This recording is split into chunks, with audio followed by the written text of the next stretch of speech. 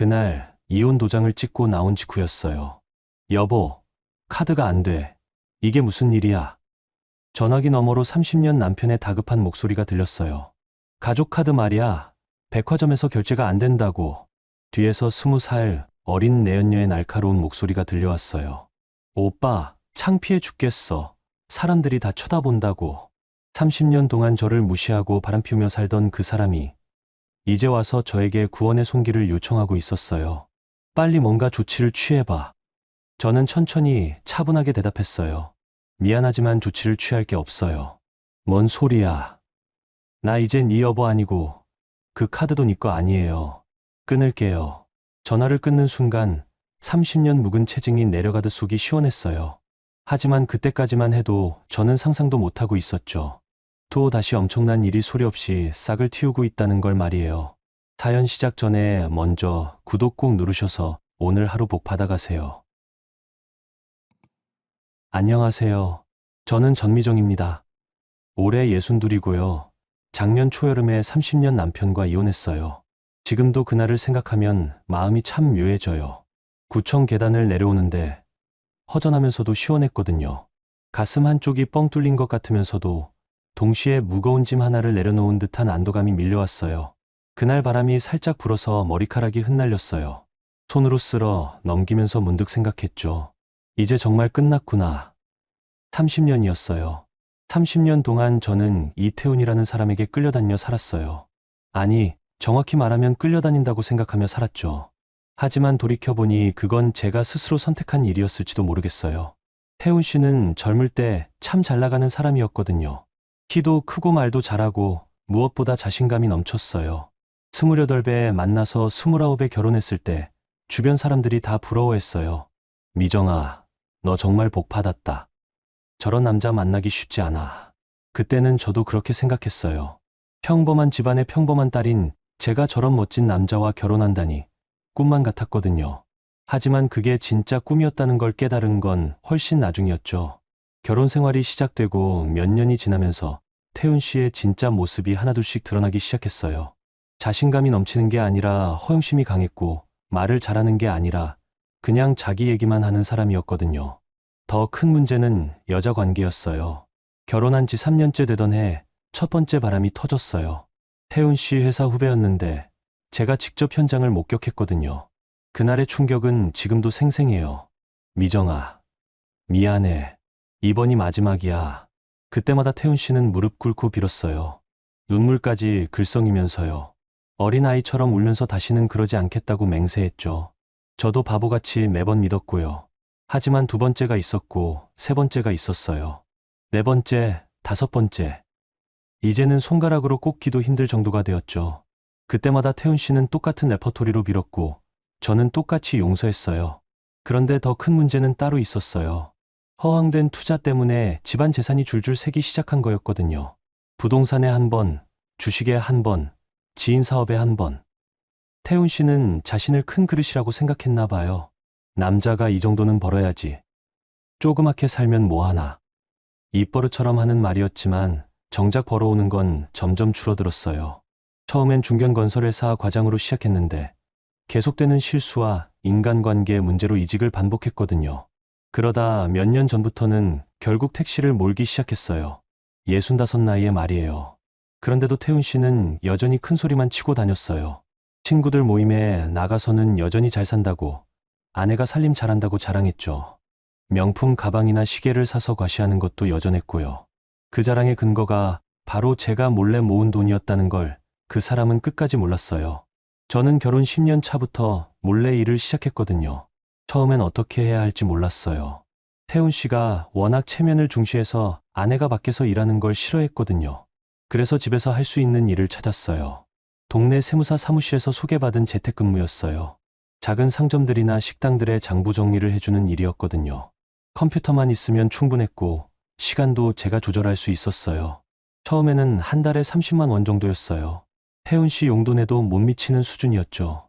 하지만 실력이 늘고 단골 고객이 생기면서 점점 늘어났어요. 20년이 지난 지금은 한 달에 200만 원 정도 벌고 있거든요. 꼼꼼히 장부를 정리해주고 세무신고도 도와드리니까 사장님들이 좋아하셨어요. 입소문이 나면서 일거리도 계속 늘었고요. 덕분에 제 통장에는 제법 큰 돈이 쌓여 있어요. 정확히 말하면 1억 3천만 원 정도요.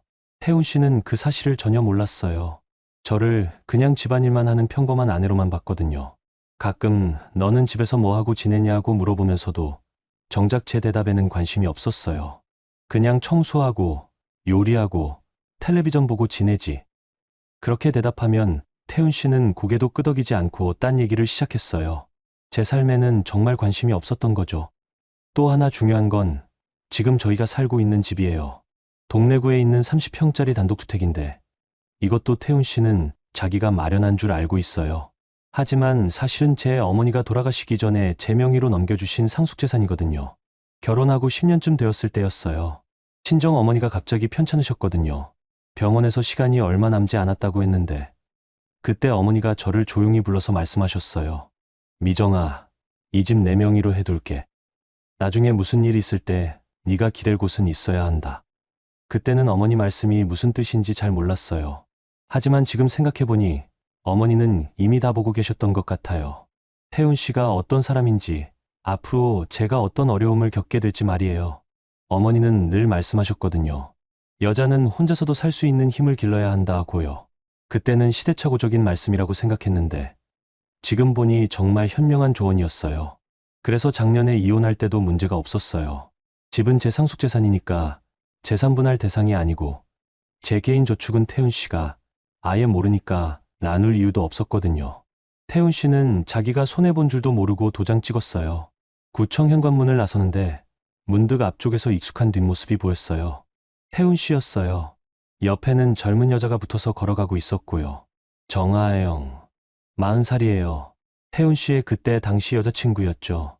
저보다 20살도 어리고 키도 크고 화장도 진했어요. 옷차림도 화려했고요. 특히 명품 가방을 들고 다니는 걸 좋아했어요. 두 사람은 제가 보고 있는지도 모른 채 해운대 쪽으로 향하고 있었어요. 아마 백화점에 가는 모양이었죠. 하영 씨가 태훈 씨 팔짱을 끼고 뭔가 제잘제잘 떠들고 있었는데 그 모습을 보니 갑자기 웃음이 나왔어요. 오늘 뭔 일이 터질까? 제가 이혼 서류에 도장 찍기 전에 미리 해둔 일이 하나 있었거든요. 은행에 전화해서 가족카드 사용정지 신청을 해둔 거예요. 그것 때문에 그날 태훈 씨가 꽤 당황할 일이 생길 텐데 저는 이미 그걸 예상하고 있었어요. 버스 정류장으로 걸어가면서 핸드폰을 켜보니 부재중 전화가 하나 있었어요. 혜성 오빠였어요. 윤혜성, 저보다 1살 위인 오래된 친구예요. 몇 년 전부터 조그만 카페를 운영하고 있거든요. 혜성 오빠는 제가 이혼 준비를 한다는 걸 아는 몇 안 되는 사람 중 하나였어요. 그날도 이혼 서류 끝나면 카페로 오라고 했었죠. 버스에 올라타면서 생각했어요. 30년 동안 태훈 씨에게 맞춰서 살았지만 이제는 제가 원하는 대로 살아볼 차례라고요. 늦었지만 아직 늦지는 않았다고 말이에요. 창밖으로 지나가는 거리를 보면서 문득 궁금해졌어요. 태훈 씨가 백화점에서 가족카드를 긁으려다가 안 될 때 어떤 표정을 지을지 말이에요. 하지만 그때까지는 몰랐어요. 그게 시작에 불과하다는 걸 말이에요. 그날 오후 저는 시내버스를 타고 혜성 오빠의 카페로 향했어요. 창밖으로 지나가는 익숙한 거리를 보면서도 마음은 한편으로는 홀가분하고 다른 한편으로는 묘하게 긴장되어 있었거든요. 혜성 오빠의 카페는 부산대 근처 조용한 골목에 있어요. 마음의 쉼표라는 이름이에요. 오빠가 직접 지은 이름인데 처음 들었을 때는 좀 촌스럽다고 생각했어요. 하지만 지금 보니 참 잘 어울리는 이름이었어요. 윤혜성 오빠는 저보다 1살 위예요. 어릴 때부터 같은 동네에서 자란 오래된 친구죠. 오빠는 젊었을 때 은행에서 일했어요. 성실하고 꼼꼼한 성격이어서 고객들 사이에서 평판이 좋았거든요. 특히 부동산이나 대출 관련해서는 정말 해박한 지식을 가지고 있어요. 몇 년 전에 명예퇴직을 하고 나서 작은 카페를 차렸는데 그것도 참 잘 어울려요. 오빠는 원래 커피를 참 좋아했거든요. 직접 원두를 볶고 손님 하나하나에게 정성껏 커피를 내려줘요. 카페 문을 열고 들어서니 오빠가 카운터에서 원두를 갈고 있었어요. 평소처럼 차분하고 집중된 모습이었어요. 저를 보자마자 빙그레 웃으며 손을 들어 인사해줬어요. 미정아, 어서 와. 고생했어.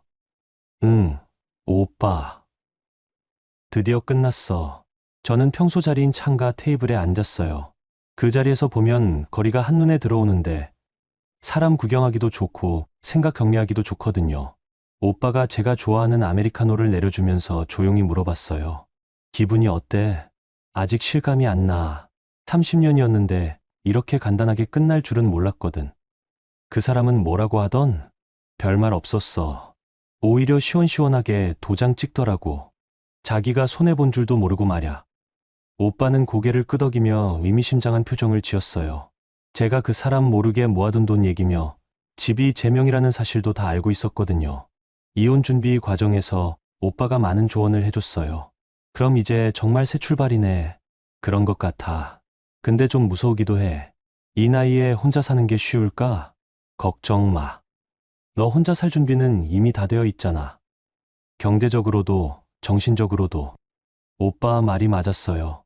저는 이미 20년 동안 혼자 일해서 돈을 벌어왔고 집도 제 명이었으니까요. 사실상 홀로 서기는 이미 끝난 셈이었어요. 커피를 한 모금 마시는데 갑자기 핸드폰이 울렸어요. 화면을 보니 그 사람 번호였어요. 저는 잠시 망설였지만 받기로 했어요. 여보, 카드가 안 돼. 이게 무슨 일이야? 전화기 너머로 그 사람의 다급한 목소리가 들렸어요. 평소보다 훨씬 높은 톤이었거든요. 뭔가 크게 당황한 것 같았어요. 무슨 카드요? 가족 카드 말이야. 백화점에서 결제가 안 된다고 하는데. 뒤에서 여자 목소리가 들렸어요. 분명 하영 씨 목소리였어요. 오빠, 창피해 죽겠어. 빨리 해결해봐. 사람들이 다 쳐다본다고. 그 순간 저는 묘한 기분이 들었어요. 30년 동안 그 사람이 저를 대하던 방식이 떠올랐거든요. 제가 뭔가 잘못했을 때면 큰 소리로 다그치고 창피하다며 화를 내던 모습들 말이에요. 아, 그 카드 말씀이에요? 저는 일부러 천천히 차분하게 말했어요. 옆에서 혜성 오빠가 조용히 지켜보고 있었거든요. 그래, 빨리 뭔가 조치를 취해봐. 미안하지만 조치 취할 게 없어요. 나 이제 당신 여보 아니거든요. 전화기 너머로 잠시 정적이 흘렀어요. 그 사람이 말문이 막힌 것 같았어요. 뭔 소리야? 오늘 이혼했잖아요. 그러니까 가족 카드도 당연히 사용 정지된 거고요. 야, 미정아, 너 지금 뭐 하는 거야? 미리 얘기라도 하지 그랬어. 그 사람 목소리가 점점 거칠어졌어요. 30년 동안 저를 상대로 늘 쓰던 그 톤이었거든요. 하지만 이제는 그 목소리가 저에게 무서움을 주지 못했어요. 미리 얘기요? 당신이 그 여자랑 백화점 다닐 때 저한테 미리 얘기했나요? 그게 지금 중요한 게 아니잖아. 당장 카드 문제를 해결하라고. 해결하실 분은 따로 계시죠. 당신 옆에 있는 하영 씨가 해결하시면 되잖아요. 아니면 당신이 직접 현금으로 계산하시든지요. 뒤에서 하영 씨 목소리가 더 커졌어요. 오빠, 진짜 창피해. 빨리 해결해줘. 저기 명품 가방 사려고 했는데. 그 말을 들으니 더욱 확신이 들었어요. 제가 한 게 정말 잘한 일이었구나 하고 말이에요. 당신들끼리 알아서 해결하세요. 저는 이제 상관없는 일이니까요. 미정아, 너 정말 이럴 거야. 우리가 30년을 산 사이인데 그 30년 동안 당신이 저한테 한 일들 생각해 보세요. 그럼 답이 나올 거예요. 저는 그대로 전화를 끊었어요. 손이 조금 떨렸지만 마음은 오히려 시원했어요. 혜성 오빠가 조용히 물어봤어요. 괜찮아? 응. 생각보다 괜찮아. 그 사람 당황했겠네. 당연하지. 지금까지 제 돈으로 여자들한테 잘 보이려고 했는데 그게 갑자기 안 되니까 말야. 오빠는 작은 미소를 지었어요. 속 시원하겠다. 그런 것 같아. 근데 이게 끝이 아닐 텐데. 제 말이 맞았어요. 10분도 안 되어서 다시 전화가 왔거든요. 이번엔 받지 않았어요. 그러자 문자가 오기 시작했어요. 미정아, 장난하지 말고 카드 다시 살려놔. 지금 사람들이 얼마나 많은데. 너 지금 내 체면을 완전히 무너뜨리려는 거야? 당장 은행에 전화해서 해결해. 아니면 내가 직접 가서 해결하겠어. 문자를 읽으면서 저는 웃음이 나왔어요. 지금까지 그 사람이 얼마나 제 돈에 의존하며 살았는지가 확실히 드러나는 순간이었거든요. 혜성 오빠가 제 표정을 보더니 물어봤어요. 뭔 문자야? 그 사람이 난리치고 있어. 카드 다시 살려달라고. 당연히 안 해줄 거지? 당연하지. 근데 오빠, 나 궁금한 게 있어. 뭔데? 그 사람이 지금까지 자기 명의로 뭔 일을 저질러 놨을까? 이혼하고 나니까 갑자기 불안해져. 오빠의 표정이 조금 심각해졌어요. 은행에서 오래 일했던 경험 때문인지 뭔가 감이 오는 것 같았어요. 그런 걱정이 든다면 한번 확인해 보는 게 좋겠어. 내일 우리 동네 신협에 같이 가볼까? 두호 지점장이 나 잘 알거든. 혹시 모르니까 확인해 보자. 저는 고개를 끄덕였어요. 사실 이혼 과정에서도 그런 불안감이 있었거든요. 그 사람이 제 명의를 이용해서 뭔가를 해놨을 가능성 말이에요. 그래, 확인해 보자. 아무 일 없으면 다행이고, 하지만 제 직감은 보통 맞는 편이었어요. 그리고 이번에도 틀리지 않을 거라는 예감이 들었어요. 핸드폰이 또 울렸어요. 이번에도 그 사람이었죠. 저는 전원을 꺼버렸어요. 오빠, 커피 한 잔 더 주문할게. 오늘은 좀 천천히 있고 싶어. 그래, 천천히 있어. 오늘은 내 날이니까. 창밖으로 해가 서서히 지고 있었어요. 새로운 하루가 끝나고 있었지만 저에게는 새로운 시작이었어요. 하지만 그 시작이 그리 순탄하지만은 않을 거라는 걸 저는 이미 짐작하고 있었어요. 다음 날 오전, 저는 혜성 오빠와 함께 동네 신협으로 향했어요. 밤새 잠을 제대로 이루지 못했거든요. 계속 불안한 마음이 들어서 말이에요. 신협은 집에서 걸어서 10분 거리에 있어요. 작은 규모지만 동네 사람들이 주로 이용하는 곳이라 직원들과도 다들 안면이 있었거든요. 특히 박두호 지점장님은 혜성 오빠와 오래 알고 지낸 사이예요. 두호 지점장님은 올해 58기예요. 키가 작고 말씀도 조용히 하시는 분인데 일은 정말 꼼꼼하게 처리해요. 특히 고객들의 금융 상황을 세세히 파악하고 계시거든요. 동네에서 누가 대출받고 누가 연체하고 그런 걸 다 기억하고 계셔요. 신현문을 열고 들어서자 두호 지점장님이 저희를 보고 살짝 놀라는 표정을 지었어요. 평소보다 표정이 좀 어두워 보였거든요. 미정 씨, 혜성 씨, 어서 오세요. 안녕하세요, 지점장님. 좀 얘기할 게 있어서 왔어요.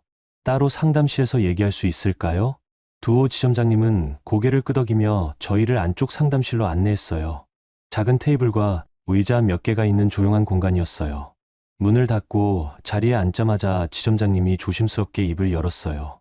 미정 씨, 혹시 남편분과 이혼 절차 진행 중이라고 들었는데 맞나요? 네, 어제 완전히 끝났어요. 그렇다면 좀 곤란한 얘기를 해드려야 할 것 같아요. 지점장님의 표정이 더욱 심각해졌어요. 뭔가 좋지 않은 소식을 전해야 하는 사람의 얼굴이었거든요. 무슨 일인가요? 남편분 명의로 된 대출이 또 생겼어요. 그것도 꽤 큰 금액으로요. 저는 가슴이 철렁 내려앉는 걸 느꼈어요. 옆에서 혜성 오빠도 표정이 굳어졌고요. 얼마나 큰 금액인데요? 3천만 원이에요. 근데 더 큰 문제는 담보가 미정 씨 집으로 잡혀 있다는 거예요. 순간 머리가 하얘졌어요.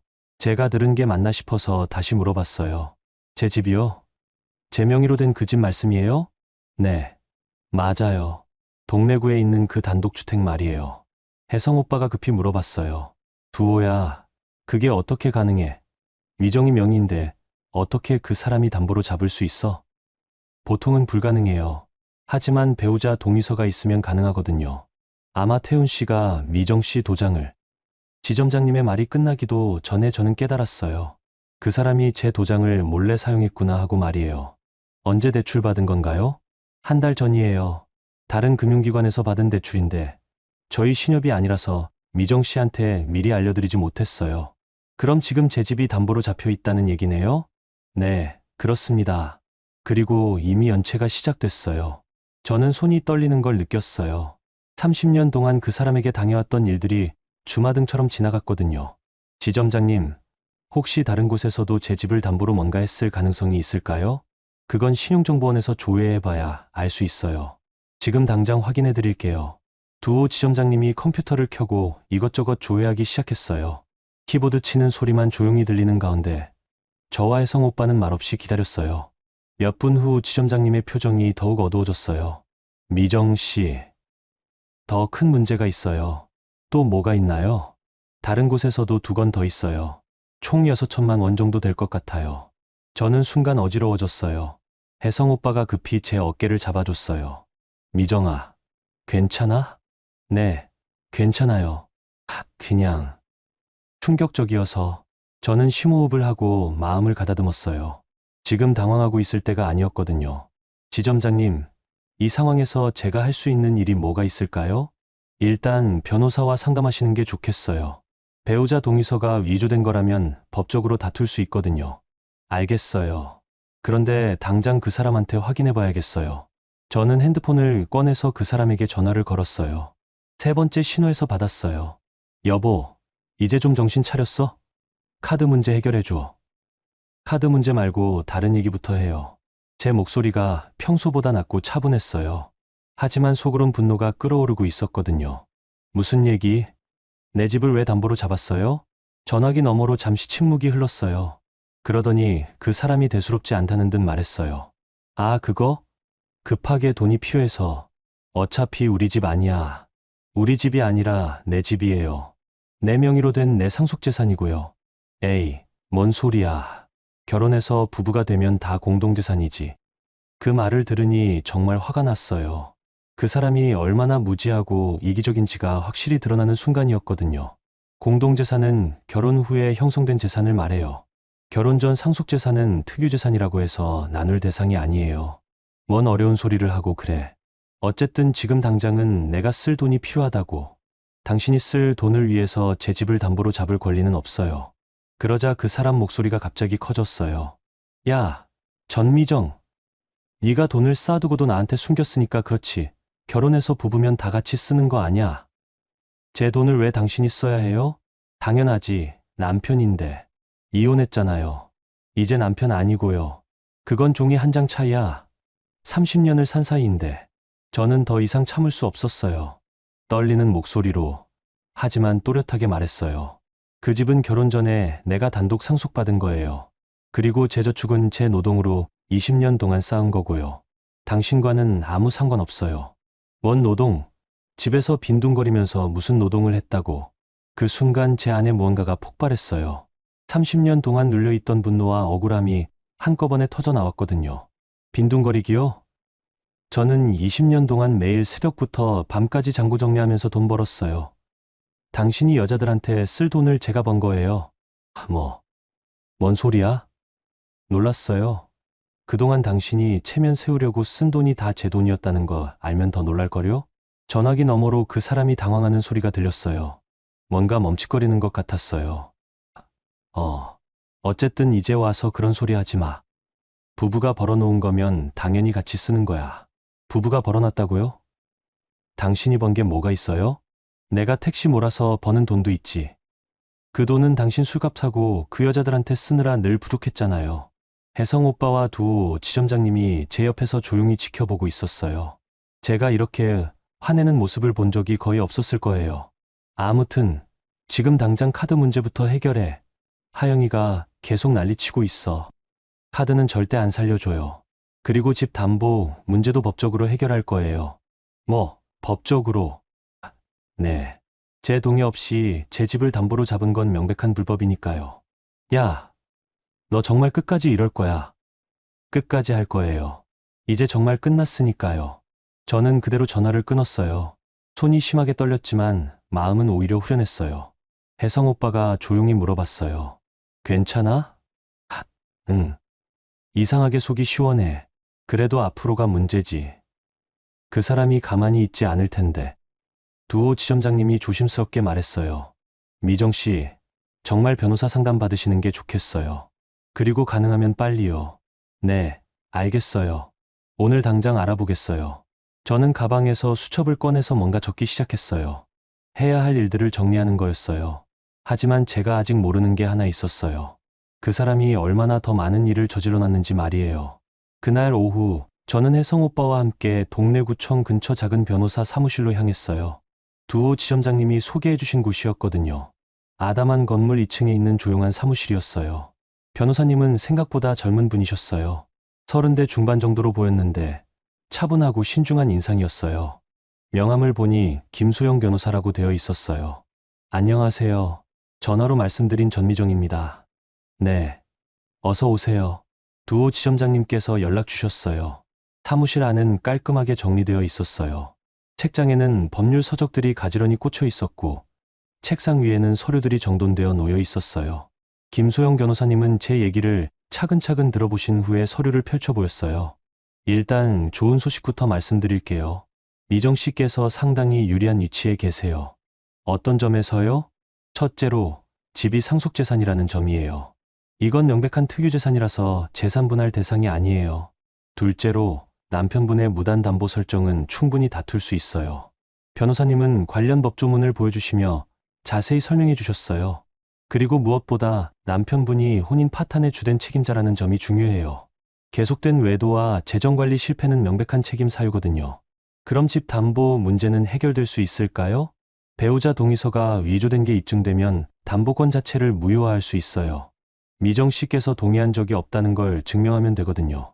저는 가슴이 조금 놓였어요. 적어도 법적으로는 희망이 있다는 얘기였거든요. 절차가 복잡할까요? 시간은 좀 걸리겠지만 승산은 충분해요. 다만 그 과정에서 남편분이 더 악랄하게 나올 수 있어요. 변호사님의 말이 끝나기가 무섭게 제 핸드폰이 울렸어요. 그 사람이었어요. 받으시죠. 어떤 식으로 나오는지 확인해 보는 게 좋겠어요. 저는 전화를 받았어요. 뭐요? 미정아, 너 지금 변호사 만나러 갔지? 어떻게 알았어요? 동리가 얼마나 좁은데. 그런 짓 하지 말고 집에 와. 그 사람의 목소리에는 평소보다 더 위협적인 톤이 섞여 있었어요. 집은 이제 제 집이에요. 당신이 올 곳이 아니고요. 뭘 잘못 알고 있는 것 같은데 그 집에서 나도 30년을 살았어. 내가 못 들어갈 이유가 뭐야? 법적으로 이혼했으니까 더 이상 가족이 아니에요. 가족이 아니라고? 야, 전미정, 너 정신 차려. 종이 한 장으로 30년이 없어지는 거야. 변호사님이 제 옆에서 작은 메모지에 뭔가 적어서 보여주셨어요. 녹음하고 있다고 말씀하세요라고 적혀 있었어요. 참고로 지금 이 통화는 녹음되고 있어요. 뭐? 녹음? 네. 변호사님과 상담 중이거든요. 그러자 그 사람이 갑자기 욕설을 퍼붓기 시작했어요. 30년 동안 들어본 것 중에서도 가장 심한 말들이었어요. 이 못된 년, 남편 팔아서 변호사비 벌려고, 너 같은 년이 어디 가서 혼자 살겠다고. 나이가 몇 살인데. 저는 순간 말문이 막혔어요. 그 말들이 너무 모욕적이어서 어떻게 반응해야 할지 몰랐거든요. 그리고 네가 번 돈이라고? 웃기지 마. 내가 없었으면 네가 뭘 할 수 있었겠어. 집에서 빈둥거리면서 컴퓨터나 만지작거리는 게 일이야? 변호사님이 제 어깨를 가볍게 두드려 주셨어요. 계속 들으라는 의미였어요. 내가 밖에서 얼마나 고생해서 집안을 지켜왔는데 너는 그저 편하게 집에만 앉아 있었잖아. 편하게 앉아 있었다고요? 그럼 뭐야? 밖에 나가서 고객들한테 고개 숙이고 비 오는 날 택시 몰고 다니는 게 내가 하는 일이야. 너는 집에서 뭘 했어? 그 말을 듣고 있으니 가슴이 답답해졌어요. 30년 동안 제가 얼마나 많은 일을 했는지 그 사람은 정말 하나도 모르고 있었거든요. 아무튼 당장 집에 와서 이 문제 정리해. 안 그러면 동네 사람들한테 네가 어떤 년인지 다 얘기해버릴 거야. 무슨 얘기를 한다는 거예요? 너 몰래 다른 남자들이랑 만났던 것도 있고. 저는 깜짝 놀랐어요. 그런 일은 전혀 없었거든요. 그런 일 없었어요. 누가 증명할 거야? 내가 그렇다고 하면 사람들은 그냥 믿을 텐데? 순간 등골이 서늘해졌어요. 그 사람이 얼마나 비열한 사람인지를 새삼 깨달았거든요. 거짓말로 사람 명예를 훼손하는 것도 법적으로 처벌받는 일이에요. 법적으로? 웃기지 마. 너 같은 년이 법으로 나를 어떻게 하겠다고? 변호사님이 다시 메모지를 보여주셨어요. 계속 유도하세요라고 적혀 있었어요. 그럼 어떻게 하겠다는 거예요? 간단해. 집 담보 문제는 내 마음대로 처리할 거고, 너는 그냥 조용히 있어. 아니면 정말 후회할 일이 생길 거야. 위협하는 거예요? 위협이 아니라 경고야. 너 혼자 뭘 할 수 있다고 생각하지 마. 저는 더 이상 들을 수가 없었어요. 손이 떨렸지만 최대한 차분하게 말했어요. 알겠어요. 그렇게 나오시는 거네요. 당연하지. 내가 호락호락한 줄 알았어? 좋아요. 그럼 정말 끝까지 가봐요. 저는 전화를 끊었어요. 온몸이 떨렸지만 동시에 마음 한구석에서는 확신이 들었어요. 제가 올바른 선택을 하고 있다는 확신 말이에요. 변호사님이 조용히 말했어요. 충분히 녹음됐어요. 이것만으로도 상당히 유리한 증거가 될 거예요. 정말요? 네. 위협과 모독, 그리고 명예훼손 예고까지. 이런 사람과는 더 이상 함께 살 수 없다는 걸 명확히 보여주는 증거거든요. 혜성 오빠가 제 손을 꼭 잡아주셨어요. 미정아, 너무 마음 아파하지 마. 그 사람이 이상한 거야. 오빠, 저 정말 30년 동안 저런 사람하고 살았어요. 어떻게 그걸 몰랐을까요? 알고 있었을 거야. 다만 참았던 거지. 변호사님이 서류를 정리하시며 말했어요. 미정 씨, 이제부터가 진짜 시작이에요. 상대방이 더 악랄하게 나올 수도 있어요. 어떤 식으로요? 집에 찾아가서 난동을 부리거나 주변 사람들에게 거짓말을 퍼뜨리거나. 하지만 그럴수록 우리에게는 더 유리한 증거가 돼요. 준비해야 할 게 있을까요? 일단 집 보안에 신경 쓰세요. CCTV 설치하는 것도 고려해 보시고요. 그리고 주변 분들께 미리 상황을 설명해 두세요. 저는 고개를 끄덕였어요. 해야 할 일들이 많았지만 차근차근 해나가면 될 것 같았어요. 사무실을 나오면서 혜성 오빠가 말했어요. 미정아, 힘들어도 포기하지 마. 네가 옳은 일 하고 있어. 네, 오빠. 이제 정말 제대로 시작해 볼게요. 하지만 저는 아직 몰랐어요.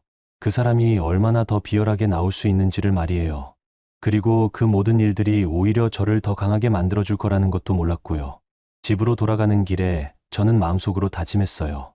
이제 정말 끝까지 가보자고. 더 이상 물러설 곳도 없고 물러설 이유도 없다고 말이에요. 그날 저녁 무렵 저는 집에서 조용히 차를 마시고 있었어요. 변호사님과의 상담을 마치고 온 후로 마음이 한결 가벼워졌거든요. 적어도 제가 혼자가 아니라는 걸 확인했으니까요. 창밖으로 해가 지고 있었어요. 주황빛 노을이 집 안을 은은하게 물들이고 있었는데 문득 옛날 생각이 났어요. 신혼 초기에 그 사람과 함께 이 창가에 앉아서 차를 마셨던 기억이 떠올랐거든요. 그때는 정말 행복했어요. 미래에 대한 희망도 있었고 서로를 아끼는 마음도 진짜였던 것 같아요. 미정아, 우리 정말 행복하게 살자. 그때 그 사람이 했던 말이에요. 진심이었을까요? 아니면 처음부터 거짓이었을까요? 이제 와서는 알 수가 없어요. 하지만 분명한 건 그 약속은 지켜지지 않았다는 거예요. 아니, 그 사람이 지키려고 노력하지 않았다는 게 맞겠네요. 차를 한 모금 마시는데 갑자기 밖에서 시끄러운 소리가 들렸어요. 누군가 고함을 지르는 소리였거든요. 목소리를 들어보니 그 사람이었어요. 미정아, 나와, 당장 나와서 얘기해. 문 밖에서 그 사람이 소리를 지르고 있었어요. 술에 취한 것 같았어요. 목소리가 평소보다 많이 흐려져 있었거든요. 저는 창가로 다가가서 조심스럽게 내려다보았어요. 그 사람이 대문 앞에서 비틀거리며 서 있었어요. 평소보다 옷차림도 엉성했고 머리도 흐트러져 있었어요. 하영이가 도망갔어. 은행에서 이상한 전화 받았다더라. 네가 꾸민 거지. 하영 씨가 도망갔다고요? 저는 순간 놀랐어요. 뭔 일이 일어난 건지 궁금했거든요. 문 열어. 당장 나와서 설명해. 하지만 저는 문을 열지 않았어요. 술에 취한 그 사람과 대화해봤자 소용없다는 걸 잘 알고 있었거든요. 오히려 더 위험할 수도 있고요. 그 사람이 계속 고함을 지르고 있을 때 제 핸드폰이 울렸어요. 두호 지점장님이었어요. 미정 씨, 지금 통화 가능하세요? 네, 가능해요. 남편분이 오늘 오후에 우리 신협에 오셨어요. 상당히 화가 나 있으시더라고요. 무슨 일로요? 대출 관련해서 다른 은행에서 안내 전화가 왔나 봐요. 연체 안내하고 담보 처리 절차에 대한 설명이었는데 그걸 내연녀분이 들었다고 해요. 순간 상황이 이해되었어요. 하영 씨가 그 전화를 들었구나. 그래서 어떻게 됐나요? 내연녀분이 크게 놀라서 바로 짐을 싸고 떠났다고 하더라고요. 남편분이 그것 때문에 화가 나서 술을 마시고 오신 것 같아요. 저는 작은 미소를 지었어요. 드디어 현실이 드러나기 시작한 거네요. 지점장님, 정확히 어떤 내용의 전화였나요? 담보권 실행 절차에 대한 안내였어요. 연체가 계속되면 집이 경매로 넘어갈 수 있다는 내용이었죠. 하영 씨 입장에서는 정말 놀랄만한 소식이었을 거예요. 자기가 믿고 따르던 남자가 사실은 빚더미에 앉은 사람이었다니까요. 내연녀분이 뭐라고 하던가요? 남편분 얘기로는 나는 이런 걸 모르고 있었다. 왜 미리 얘기 안 했냐고 화를 냈다고 해요. 그러면서 바로 가방을 싸더라는군요. 밖에서 그 사람이 여전히 소리를 지르고 있었어요. 네가 일부러 꾸민 거지. 은행에 뭔 짓을 한 거야. 저는 창문을 조금 열고 짧게 대답했어요. 저는 아무 짓도 안 했어요. 그냥 현실이 드러난 거죠. 현실?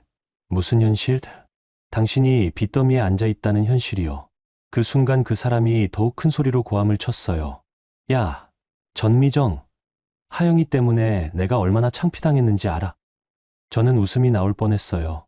지금까지 저를 창피 주던 그 사람이 이제 자기가 창피하다고 하고 있으니까요. 창피한 건 당신 자업자득이에요. 자업자득? 이 모든 게 네가 꾸민 짓 아니야. 제가 뭘 꾸몄어요?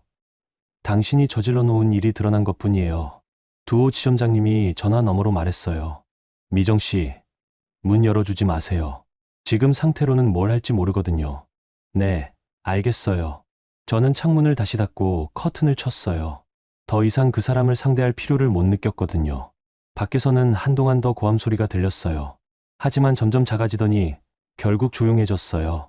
아마 집으로 돌아간 것 같았어요. 저는 다시 차를 우려서 마셨어요.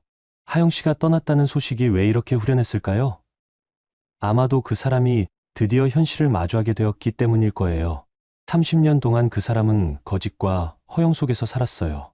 제 돈으로 체면을 세우고 젊은 여자들에게 잘 보이려고 애썼죠. 하지만 이제 그 모든 게 무너지기 시작한 거예요. 창밖을 곤히 완전히 어두워져 있었어요. 새로운 밤이 시작되었지만 저에게는 새로운 희망의 시작이기도 했어요. 전화를 끊으면서 생각했어요. 이제 정말 시작이구나. 그 사람의 가면이 하나씩 벗겨지는 시간이 시작되었구나. 하지만 이건 아직 시작에 불과하다는 걸 저는 그때까지는 몰랐어요. 그로부터 사흘 후 오전 10시경에 집 초인종이 울렸어요. 평소와는 다른 조심스러운 소리였거든요. 창문으로 내려다보니 그 사람이 서 있었어요. 하지만 며칠 전의 모습과는 완전히 달랐어요. 머리는 며칠째 감지 않은 듯 기름져 있었고 옷도 구겨져 있었어요. 어깨는 축 늘어져 있었고 평소의 당당한 모습은 어디에도 없었거든요. 마치 다른 사람 같았어요. 저는 인터폰으로 말했어요. 무슨 일이에요? 미정아. 잠깐만 얘기하자. 제발. 목소리도 완전히 바뀌어 있었어요. 며칠 전까지만 해도 고함을 지르며 위협하던 그 목소리가 이제는 간청하는 톤이 되어 있었거든요. 저는 잠시 망설였지만 문을 열어주기로 했어요. 어떤 상태인지 직접 확인해보고 싶었거든요. 현관문을 열자마자 그 사람이 고개를 푹 숙였어요. 평생 그런 모습을 본 적이 없었어요. 늘 고개를 치켜들고 다니던 사람이었는데 말이에요. 들어와요. 거실로 들어선 그 사람은 소파에 앉지도 못하고 어정쩡하게 서 있었어요. 마치 남의 집에 처음 온 사람처럼 어색해 보였거든요. 앉으세요. 그제서야 소파 끝자리에 조심스럽게 앉았어요. 평소 같으면 가운데 자리에 떡하니 앉아서 편하게 다리까지 꼬곤 했는데 말이에요. 무슨 일로 왔어요? 그 사람은 한동안 말을 꺼내지 못했어요. 입을 몇 번 벌렸다 닫았다 하더니 결국 떨리는 목소리로 말을 시작했어요. 미정아, 제발 좀 도와줘. 뭘 도와달라는 거예요? 나 이제 정말 아무것도 없어. 그 말을 하면서 그 사람의 목소리가 갈라졌어요. 울먹이는 것 같았거든요. 저는 찬찬히 그 사람을 관찰했어요. 정말 많이 변해 있었어요. 며칠 사이에 이렇게까지 변할 수 있나 싶을 정도였어요. 구체적으로 뭐가 문제인데요? 계좌가 다 묶였어. 연체 때문에. 두호 지점장님이 예상했던 대로였어요. 여러 곳에서 빌린 돈의 연체가 시작되면서 신용이 완전히 바닥을 친 거였어요. 그래서요? 택시 회사에서도 쫓겨났어. 신용불량자는 안 받는다고 해서. 저는 놀랐어요. 설마 그 정도까지 될 줄은 몰랐거든요. 카드도 다 정지되고 핸드폰도 곧 끊어질 것 같아. 요금 못 내서 그 사람이 고개를 더 숙였어요. 어깨가 부들부들 떨리고 있었어요. 하영이도 완전히 연락을 끊어버렸어. 당연한 일이었어요. 돈이 없는 남자에게 왜 젊은 여자가 관심을 가지겠어요? 친구들도 연락 안 받아. 돈 빌려달라고 하니까 다들 피하더라고. 그 말을 들으니 그 사람이 얼마나 외로운 상황에 놓였는지 알 것 같았어요. 하지만 동정심은 들지 않았어요. 자업자득이었거든요. 갑자기 그 사람이 소파에서 일어나더니 제 앞에 털썩 무릎을 꿇었어요. 미정아, 제발 나 좀 도와줘. 나 정말 죽을 것 같아. 저는 깜짝 놀랐어요. 30년을 살면서 그 사람이 제게 무릎 꿇는 모습은 한 번도 본 적이 없었거든요. 일어나세요. 안 일어나. 네가 도와준다고 할 때까지 안 일어나. 그 사람의 목소리에 절망이 배어 있었어요. 하지만 저는 마음이 움직이지 않았어요. 도와달라는 게 구체적으로 뭐예요? 돈. 좀 빌려줘. 당장 급한 것만이라도. 얼마나요? 1,000만 원만. 아니 500만 원만이라도. 저는 작은 한숨을 내쉬었어요. 그 사람은 아직도 모르고 있었어요. 제가 얼마나 많은 돈을 가지고 있는지, 그리고 그 돈이 어떻게 모인 건지를 말이에요. 왜 제가 당신한테 돈을 빌려줘야 해요? 우리가 30년을 산 사이잖아. 30년 동안 당신이 저한테 한 일들 기억해요? 그 사람이 고개를 들어 저를 봤어요. 눈이 빨갛게 충혈되어 있었고 수염도 며칠째 깎지 않아서 지저분해 보였어요. 그건 내가 잘못했어. 다 내가 잘못했다고. 잘못했다는 걸 알면서 왜 계속했어요? 그때는 정신이 없었어. 젊었을 때 잘 나가던 기억에 취해서. 저는 그 말을 들으면서 문득 깨달았어요. 이 사람은 평생 과거의 영광에 살고 있었구나 하고 말이에요. 나 이제 정말 아무것도 없어, 미정아. 너밖에 없다고. 저밖에 없다고요? 응. 너 아니면 나 정말 길거리에 나앉게 돼. 그 순간 저는 화가 났어요. 30년 동안 저를 무시하고 함부로 대하던 사람이 이제 와서 자기한테 저밖에 없다니요. 그동안 저는 당신한테 뭐였어요? 뭐라는 게 무슨 뜻이야? 저는 20년 동안 한 푼 두 푼 모아서 여기까지 왔어요. 당신은 그걸 알지도 못했으면서 이제 와서 도와달라고요? 그 사람이 당황한 표정을 지었어요. 네가 돈을 모았다고? 네. 한 달에 200만 원씩 20년 동안 벌었어요. 집에서 빈둥거리는 줄 알았죠? 그럼 네가 번 돈이 1억 3천만 원이에요. 정확히 말하면요. 그 사람의 눈이 커졌어요. 믿을 수 없다는 표정이었어요. 그런데 그 돈으로 당신을 왜 도와줘야 하나요? 30년 동안 저를 무시하고 바람 피우고 폭언하던 당신을 말이에요. 그 사람이 더욱 깊게 고개를 숙였어요. 어깨가 더 심하게 떨리기 시작했어요. 미안해. 정말 미안해. 미안하다고 해서 다 해결되나요? 그럼 어떻게 하면 돼? 내가 뭘 하면 돼? 저는 찬찬히 그 사람을 내려다봤어요. 무릎 꿇고 빌고 있는 모습이 한편으로는 초라해 보였어요. 하지만 동정심은 들지 않았거든요. 아무것도 할 필요 없어요. 그냥 당신이 살아온 대로 계속 사세요. 저는 이제 상관없으니까. 그 말을 하면서 저는 일어났어요. 그 사람과의 대화를 끝낼 때가 됐다고 생각했거든요. 미정아, 제발 한 번만. 이제 제 앞에서 무릎 꿇지 마세요. 저는 현관문 쪽으로 걸어갔어요. 그 사람도 비틀거리며 따라왔어요. 나 정말 죽을 것 같아. 정말. 그 사람의 울음소리가 들렸어요. 하지만 그 울음은 저를 향한 것이 아니었어요. 자기가 잃어버린 인생을 향한 절망의 울음이었거든요. 저는 현관문을 열었어요. 이제 가세요. 미정아. 가세요. 그 사람이 문 밖으로 나갔어요. 뒤돌아서 한 번 더 저를 봤지만 저는 시선을 피했어요. 문을 닫는 순간 묘한 기분이 들었어요. 그 소리가 제 인생의 오래된 문까지 함께 닫히는 것 같았거든요. 창문으로 내려다보니 그 사람이 길가에 멈춰서서 한동안 서 있었어요.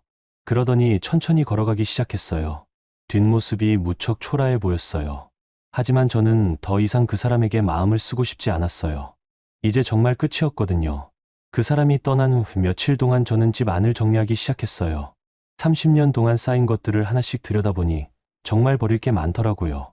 먼저 그 사람의 물건들을 정리했어요.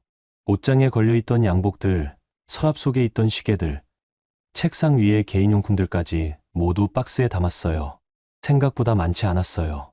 30년을 살았는데 남은 게 박스 3개뿐이라니 왠지 허무하기도 했거든요. 하지만 그것보다 더 중요한 일이 있었어요. 이 집을 다시 제 공간으로 만드는 것이었어요. 김소영 변호사님이 좋은 소식을 전해주셨어요. 담보권 무효 소송에서 저희가 승리했다는 거였어요. 그 사람이 제 동의 없이 집을 담보로 잡은 게 명백한 불법이라고 판결이 났거든요. 축하해요. 미정 씨. 이제 집 걱정은 안 하셔도 돼요. 변호사님의 말을 들으니 정말 가슴이 뻥 뚫리는 기분이었어요. 법적으로도 완전히 저 혼자만의 공간이 된 거잖아요. 그 다음 주부터 본격적인 집 꾸미기를 시작했어요. 혜성 오빠가 도와주기로 했거든요. 미정아, 어떻게 바꾸고 싶어? 전체적으로 밝게 만들고 싶어. 그동안 너무 답답하게 살았거든. 오빠는 고개를 끄덕이며 이것저것 조언해줬어요. 오빠는 젊었을 때 취미로 목공을 했었거든요. 간단한 가구 정도는 직접 만들 수 있었어요. 먼저 거실부터 시작했어요. 오래된 벽지를 뜯어내는 작업이었는데 생각보다 힘들었어요. 하지만 묘하게 시원했거든요. 낡은 벽지가 뜯어질 때마다 묵은 감정도 함께 떨어져 나가는 기분이었어요. 이 벽지, 언제 바른 거야? 한 15년 전쯤. 그때도 제가 돈 모아서 바른 거였어. 그럼 이제는 네가 정말 좋아하는 걸로 바르자. 새로운 벽지를 고르러 인테리어 매장에 갔을 때 저는 한참을 고민했어요. 그동안은 늘 그 사람 취향을 고려해서 무난한 것만 골랐거든요. 이제는 제가 정말 좋아하는 걸 고를 수 있었어요. 결국 연한 크림색 벽지를 선택했어요. 은은한 꽃 문양이 들어가 있는 예쁜 디자인이었거든요. 평소 제가 좋아하던 스타일이었어요. 벽지 작업을 하면서 창문도 새로 정리했어요. 오래된 커튼을 걷어내고 밝은 색 커튼으로 바꾸니까 집 안이 확실히 달라 보였어요. 와, 정말 다른 집 같다. 혜성 오빠도 놀라더라고요.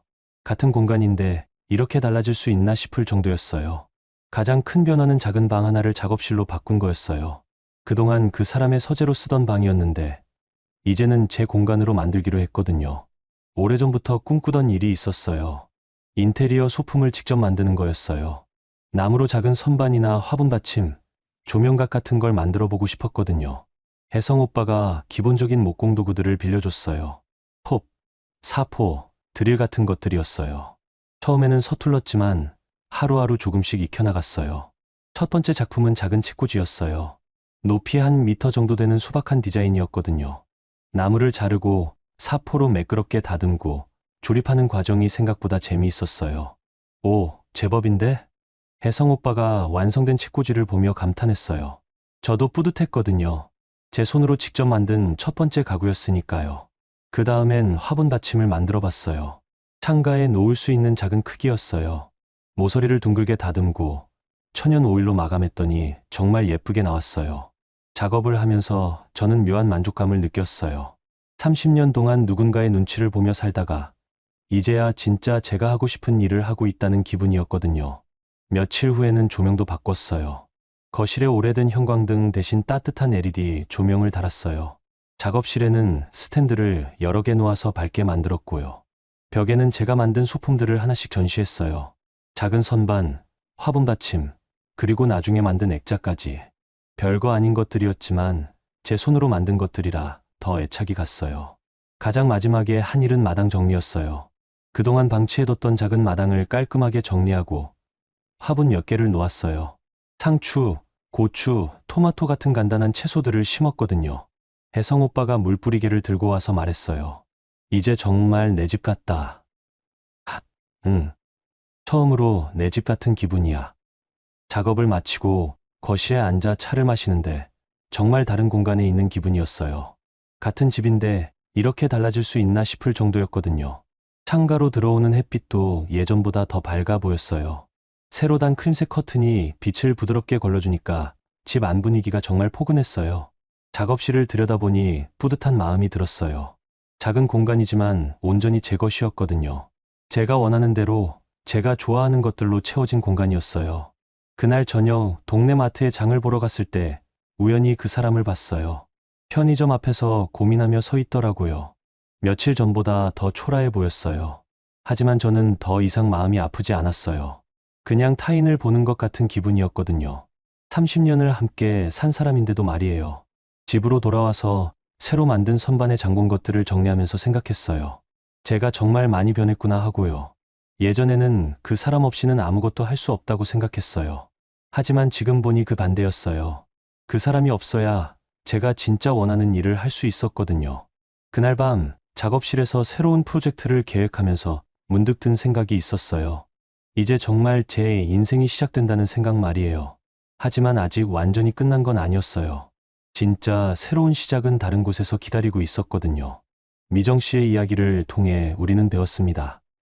진짜 늦은 건 시작하지 않는 것이고, 진짜 소중한 건 남이 아닌 내가 나를 인정해주는 것이라고요. 나이가 몇 살이든 어떤 상황에 있든 새로운 출발은 언제나 가능합니다. 오늘 이 순간이 바로 당신 인생의 새로운 시작점이 될 수 있어요. 오늘 영상이 작은 위로가 되었다면 좋아요 눌러주세요. 댓글로 여러분의 이야기도 들려주신다면 저에게 큰 영광입니다. 그럼 다음에도 더 좋은 이야기로 찾아뵐게요. 지금까지 나레이션의 김노을이었습니다. 감사합니다.